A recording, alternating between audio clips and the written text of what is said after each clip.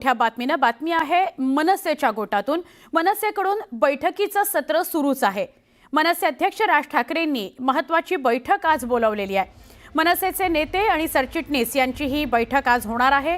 शिवतीर्थावर सकाळी 11 वाजता ही बैठक होती आहे। आगामी स्थानिक स्वराज्य संस्थांच्या निवडणुका आणि संघटनात्मक बांधणीच्या पार्श्वभूमीवर या बैठकीचं आयोजन करण्यात आलंय। काल राज ठाकरेंनी मातोश्रीवर जाऊन उद्धव ठाकरेंशी चर्चा केली होती। आज त्यामुळे त्या पाठोपाठ होणाऱ्या आजच्या या बैठकीला महत्त्व प्राप्त होत आहे।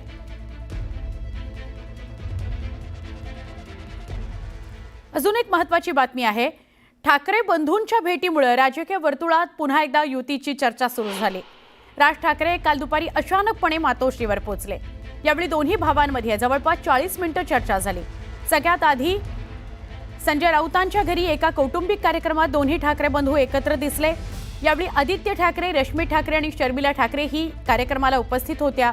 यावरून चर्चा सुरू होती आणि ते होतंय ना होतंय तर या कार्यक्रमानंतर राज ठाकरे थेट मातोश्रीवरच गेले। राज ठाकरे मातोश्रीवर जाणार याची कल्पना कुणालाच नव्हती, पण ही भेट झाली आणि पुन्हा एकदा युतीच्या चर्चांना जोर आला। गेल्या महिन्याभरापासून राज ठाकरे दसरा मेळाव्याला उपस्थित राहणार, युतीची घोषणा करणार असं बोललं जात होतं, पण तसं काही झालं नाही। विषय थंड बस्त्यात पडला। मग मातोश्रीवर ठाकरे बंधूंच्या झालेल्या भेटीमुळे युतीच्या घोषणेबाबत विविध तर्कवितर्क आता काढले जात आहेत।